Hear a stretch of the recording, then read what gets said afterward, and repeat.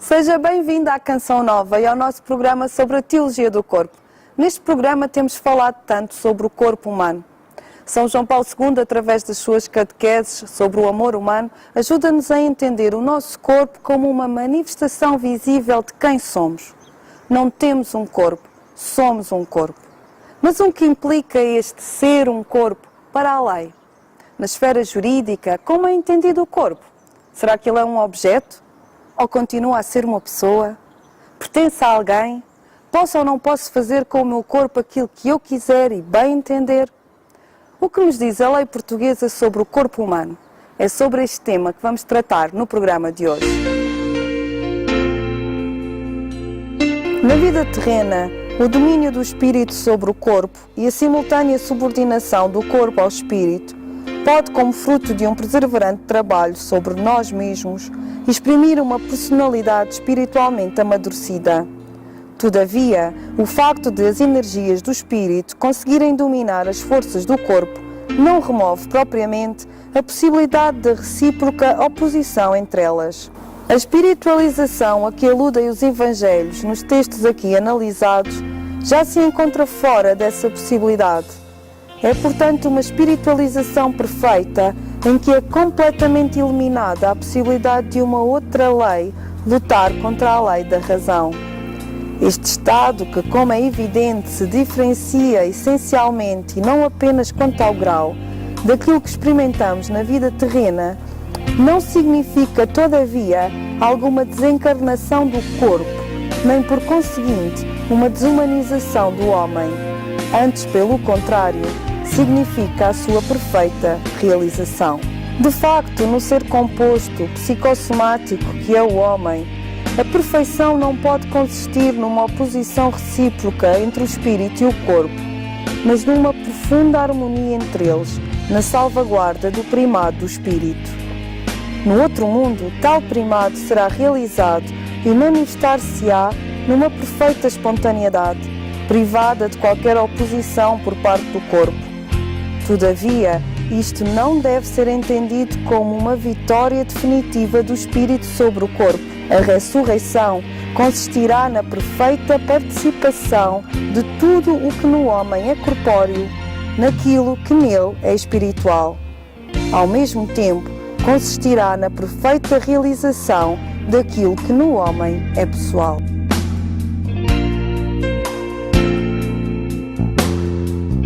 São João Paulo II, através das suas catequeses sobre o amor humano, ajuda-nos a entender que o homem é a única criatura que Deus quis por si mesma. De facto, o homem tem uma dignidade que está acima de todos os animais. No seu corpo e no seu espírito, o homem é uma pessoa na unidade formada por ambos.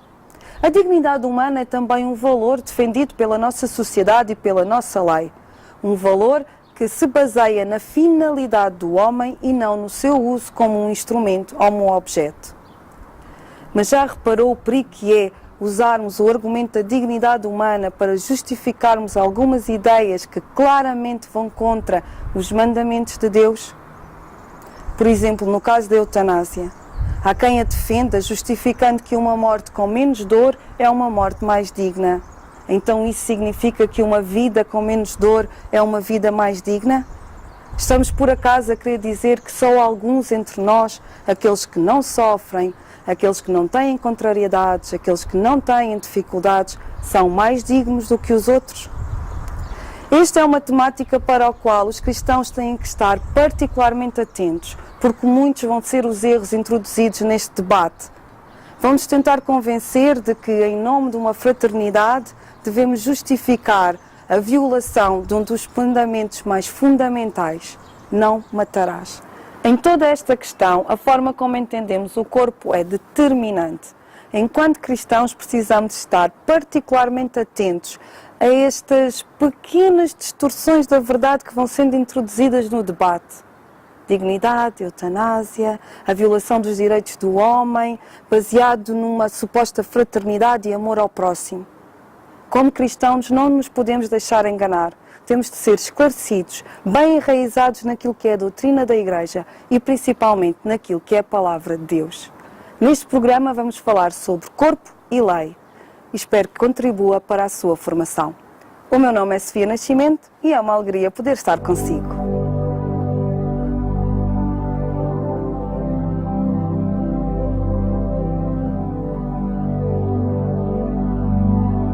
José Asadinho Loureiro é o nosso convidado de hoje. Pai de 3 filhos, avô de 7 netos, membro ativo da nossa Igreja, participa há mais de 30 anos no renovamento carismático católico. É também juiz desembargador jubilado do Tribunal da Relação de Lisboa. E hoje, como juiz católico, queremos conversar com José Asadinho sobre o corpo e a lei. Bem-vindo à Canção Nova.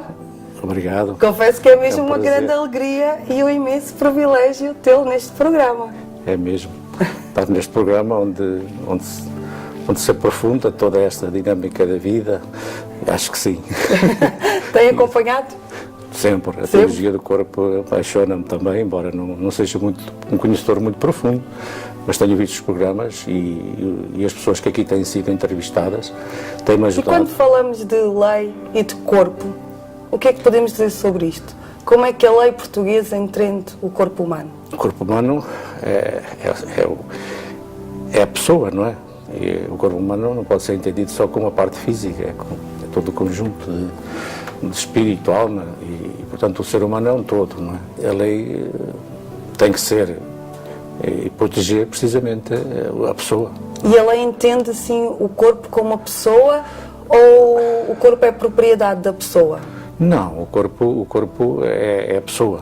O corpo é a pessoa. Portanto, não é um objeto para a lei. Não é um objeto. O corpo é o templo, é o espaço que a gente tem enquanto estamos cá, não é? Onde Deus habita.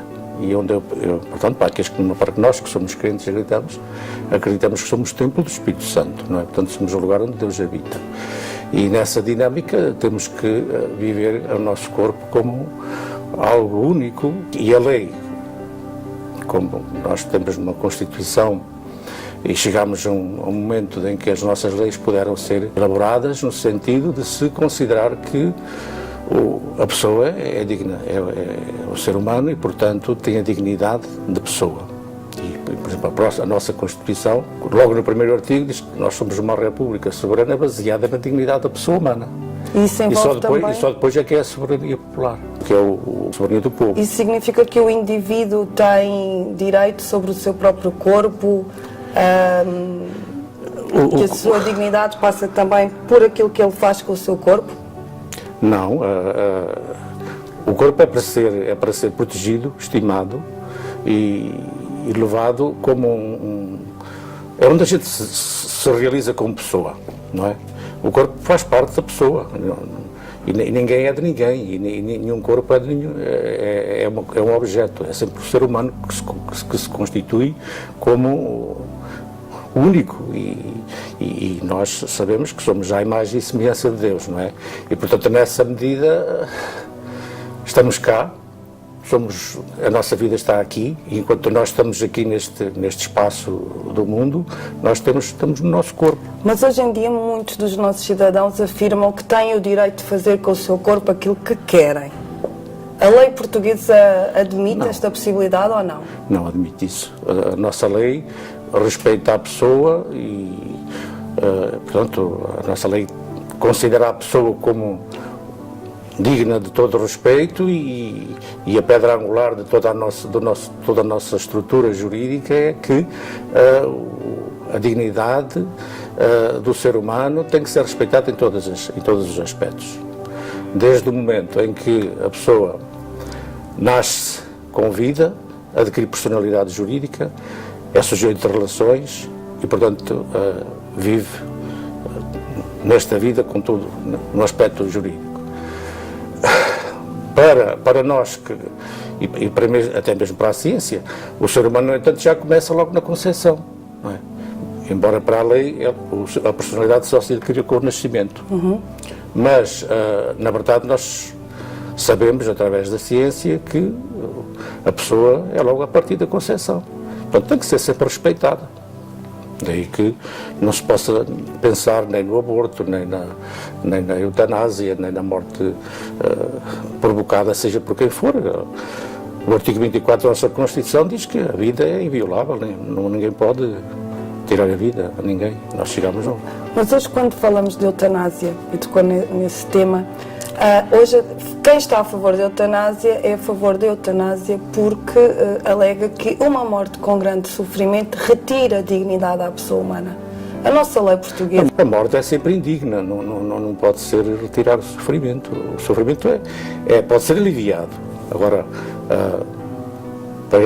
para a pessoa não sofrer matá-la, isso é absolutamente um contrassenso, não é? Mas é um contrassenso para a própria lei do direito? Sim. Para o direito? Sim, sim. O aliviar desse sofrimento através da morte? O aliviar o sofrimento através da morte não tem sentido. Provocar a morte para tirar o sofrimento é uma coisa absolutamente impensável e condenável, e não é de aceitar, nem na nossa organização judiciária, nem na nossa legislação, e muito menos através do catecismo da Igreja Católica. Portanto, nós estamos no... Agora, que queiram aliviar o sofrimento, tudo bem. Acho que se deve aliviar o sofrimento, tudo o que se puder fazer para desenvolver mesmo os cuidados paliativos, levar as pessoas a terem uma situação. Agora, tirar a morte é uma coisa, é terrível, porque se isso for legalizado, ainda que, pronto, nós não podemos aceitar isso, mas se vier a ser criada uma lei que permita isso, portanto que não puna esse ato, tudo bem, só que para mim há um grande retrocesso na nossa civilização e na nossa cultura, porque nós chegamos a um estado de vida onde o ser humano é realmente respeitado com a sua dignidade, somos todos acolhidos, e principalmente os deficientes, as pessoas que estão limitadas nas suas forças, os idosos, não é? Então, tirar a vida a um idoso assim, eu não sou capaz, acho que ninguém... E que isso é tão difícil para a pessoa que está nessa situação, como para a pessoa que vai exercer, ainda que isso seja uma coisa um comportamento do âmbito dos médicos e dos técnicos da saúde que façam isso. Mas acho que deve ser muito doloroso, não só, principalmente para quem tenha que executar isso. Ainda que seja da vontade da pessoa. Na sua opinião, a lei deve estar ao serviço da vida? Claro. Sempre. Isso é sempre. E o que é que tem que estar assegurado pela lei para garantir que ela realmente está ao serviço da vida? O que é que tem que estar assegurado pela lei?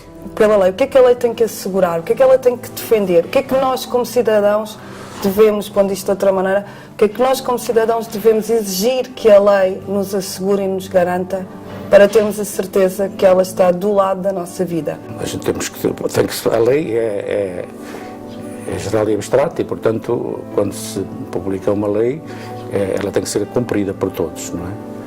Agora, quando ela não está capaz, pode também ser alterada, não é? Isto depende da política, mas de qualquer maneira, o que se pretende é que as nossas leis traduzam aquilo que no fundo, são no fundo os valores de uma sociedade, não é? E o maior valor é a vida, não é? Qualquer lei que venha a regular sobre isso, como aconteceu com o aborto e outras assim, há situações especiais, delicadas, a gente compreende isso, mas na verdade deixemos às vezes as coisas à moral e ao bom senso das pessoas, não é? A lei é uma determinação geral e abstrata, por isso é que existem os tribunais que é para aplicarem, e os juízes, e eu fui juiz mais de quase 40 anos, quando a gente tem uma decisão, um caso concreto, tudo conta, não conta só a lei, conta também a nossa sensibilidade, o nosso senso, a nossa... Portanto, também não basta fazer uma lei. A aplicação da lei pertence ao juiz, em cada caso concreto.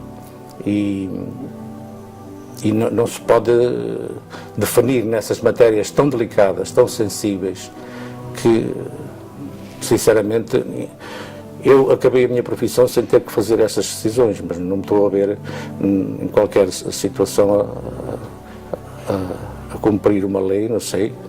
Acho que também não pode ser, mas que obrigasse ou que determinasse que alguém fosse morto, não é impossível. Porque essa lei violaria claramente o princípio, o mandamento não matarás. Essa lei para mim é constitucional, logo, não é só que é inconstitucional. Depois, a nossa sociedade atingiu um nível de civilização e de cultura onde a dignidade da pessoa humana não pode haver nem uma diferença entre... Hoje atingiu-se a igualdade do homem e da mulher, o ser humano é um todo e não pode, lá porque uma pessoa é deficiente, não pode deixar de ser considerada uma pessoa como as outras. Nós chegamos a um risco de...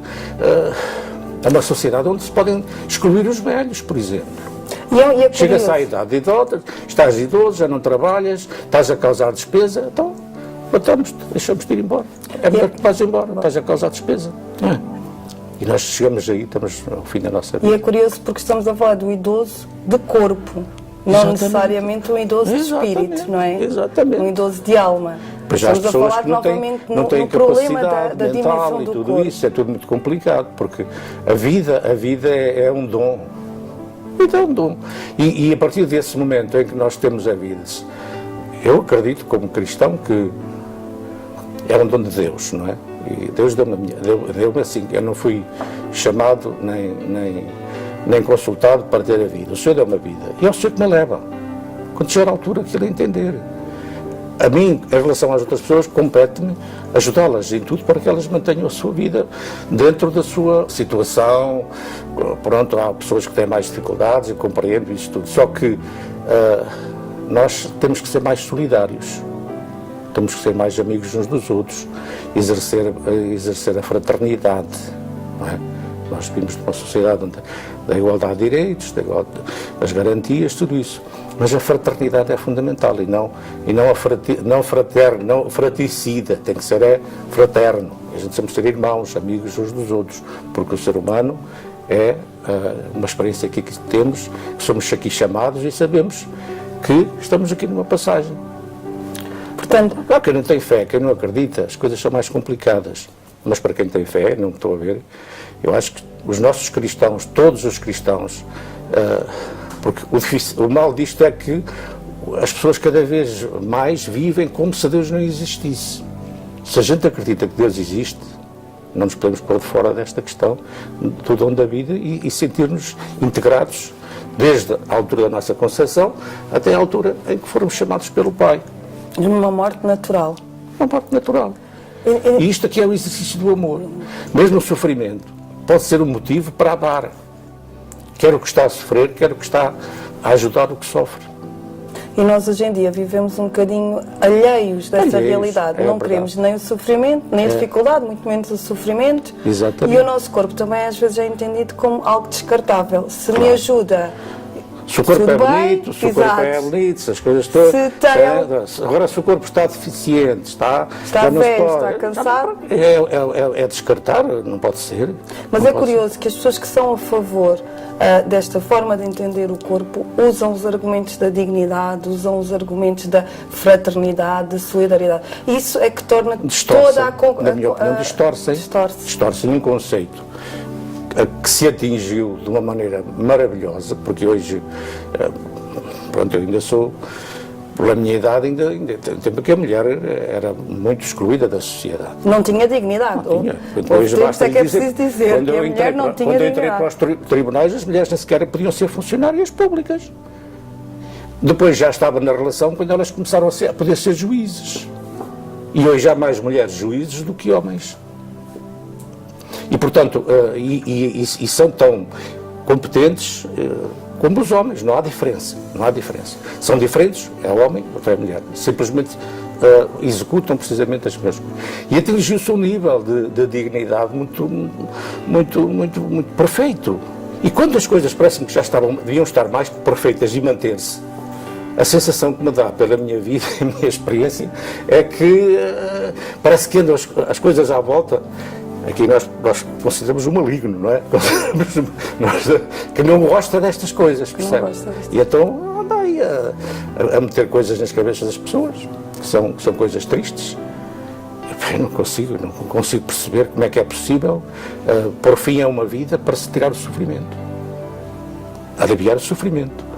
E também não há necessidade de prolongar a vida. A distanásia, não é? Também não há necessidade.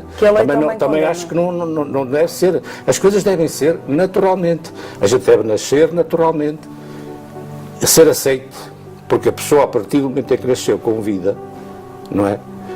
É pessoa humana, tem toda a personalidade jurídica e quando chegar à morte é que termina a sua personalidade. A partir daí, e mesmo depois de morte ainda deve ser honrado. Isso que eu lhe ia perguntar, se o corpo humano depois do óbito ainda é protegido pela lei, como é que ele é visto pela lei nessa humana, fase? portanto, a nossa lei protege-os, o bom nome, o Código Civil prevê isso tudo. A memória da pessoa. A memória da pessoa, portanto, tem os herdeiros, que depois, ou as pessoas que ficam em representação, que podem proteger, ninguém pode ir contra uma dignidade da pessoa lá por ela ter morrido, não é?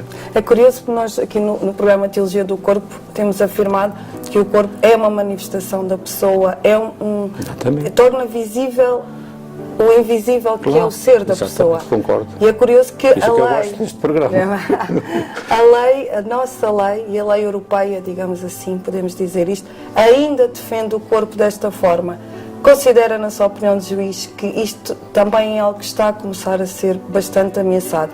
Corremos o risco nos próximos anos a nossa lei deixar de defender a pessoa como os cristãos no fundo entendem, porque o entendimento de pessoa na sociedade europeia é cristão e é também cultural. E pois, a nossa cultura. Mas corremos este risco de deixar de... Porque eu acho que devia haver mais dinâmica da parte dos cristãos, das pessoas que acreditam, não deixarem, porque nós temos a nossa República é uma República Soberana baseada, como já disse há bocado, na dignidade da pessoa humana e na vontade do povo. E nós somos um povo. E isso é que a nossa soberania assenta nisto. Dignidade da pessoa humana e na vontade do povo. O povo vai às eleições, que vota noutras ideias, ou pessoas que têm risco, não sabem quem vota. O problema é este, é preciso que as pessoas saibam em quem votam. E ao votarem, têm que votar em pessoas que defendam os valores da dignidade da pessoa humana, sem entrarem nestas situações de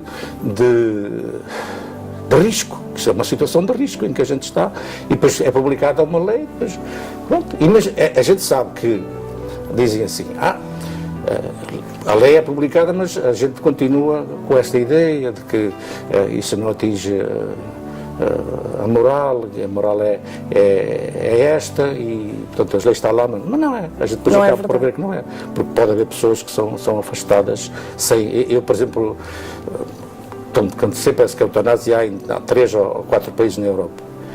Eu li, já não me lembro onde, que havia idosos que preferiam ir para lares da Alemanha em vez de estarem nos lares da Holanda. Para não correrem o risco de poderem... É verdade, eu li isso, já não me lembro, mas há o risco das pessoas depois, quando não têm fé, e de facto nós verificamos que quando as pessoas não acreditam, para elas, mas apesar disso, mesmo para as pessoas que não têm fé, acho que o amor, a dedicação, eu tenho visto tanto exemplo de pais que têm filhos deficientes e que têm tanto sofrimento, mas que têm uma força de amor tão grande para cuidar daquela criança, e que a eles era inconcebível fazer isso a um deficiente. Tenho falado com tanta gente nessa área e dizem que a situação de cuidar de uma pessoa limitada, de uma pessoa deficiente, de um idoso, os também têm ajudado a amar, e o amor tem uma capacidade enorme. E é esta a beleza do ser humano. É esta a beleza. E é isso que nós cristãos devemos também conseguir aqui assumir, enquanto também igreja, enquanto corpo de Cristo, e fazer a defesa deste corpo que somos nós. Acreditamos que somos à imagem e semelhança de Deus, precisamente na capacidade que temos de nos amar, de olhar uns para os outros. Eu acho que ninguém está a mais. Nós, se estivéssemos todos a ajudar-nos uns aos outros, não havia tanto. E essa é sempre... Eu acho que eu fui formado nestes valores, nestes princípios, e penso que, pelo menos na minha formação toda, nós fomos sempre caminhando para melhorar. Porque é que vemos agora de ir para pior? E agora parece que estamos a retroceder. É isso, é a minha tristeza neste momento. Agora que eu estou assim a olhar, a ver as coisas a passarem, já não estou no ativo, vejo que as coisas estão aí para trás em vez de se manterem, ou menos manterem. ou então melhorar e mais, porque é sempre possível melhorar mais, sobretudo na questão dos idosos, porque de facto nós temos uma sociedade cada vez mais de idosos, os jovens também há o problema da redução da natalidade e tudo isso, mas a verdade é que cada vez mais há mais idosos e cada vez mais os novos, as pessoas que estão no ativo, têm que cuidar deles, portanto é de facto um problema. Aí é que temos que nos empenhar em que a sociedade se adapte à nova situação. Vamos viver mais, mas também temos que cuidar mais. Temos que cuidar. Como cristãos, somos também um povo de esperança e um corpo de esperança. Exatamente. Nós vamos ter que terminar este programa. Já Acabou. Passa muito rápido. Ainda havia muita coisa para falar. Há muita coisa para falar sobre este tema, sobre o corpo, sobre a lei, isto tem que sempre de falar. Eu acho que para falarmos sobre isto, porque prepara-se aí, já ouvi dizer, eu li aí na imprensa, que se espera que o Papa se vá embora para vir a esta discussão, não é? É triste, isto tinha que ser assim, não é? Eu acho que nós devemos já começar a discutir e a falar agora sobre isso. Por isso vamos pedir também às pessoas em casa que sobre este tema não deixem de estudar, façam a sua pesquisa, informem-se, leiam o catecismo. Exatamente. O catecismo da Igreja Católica, que até, principalmente pelos cristãos, tem sido muito pouco lido e muito menos aprofundado e valorizado. As pessoas ficam-se por ouvir e não fazem formação. E precisamos. Mas lá no catecismo da Igreja Católica está tudo. Pelo menos aquilo que eu acredito. Na sua opinião, como juiz, precisamos de cristãos esclarecidos e informados sobre estas matérias para defender a lei. Exatamente. A lei será enriquecida por isso. Agradeço-lhe imenso a sua participação neste programa. Obrigado. Tenho a certeza que você aí em casa também gostou bastante deste tema. É claro que é um tema complexo e um tema ao qual ainda teremos de voltar sobre outros pontos de vista também, mas vá já aprendendo, informando-se, lendo. A Igreja tem vários documentos sobre estes assuntos, da eutanásia, da distanásia, da lei, do corpo. Vá informando, seja um cristão ativo, um cristão empenhado num mundo melhor. Deus é o ponto de partida e onde vamos ficar. Pobreza ou fartura.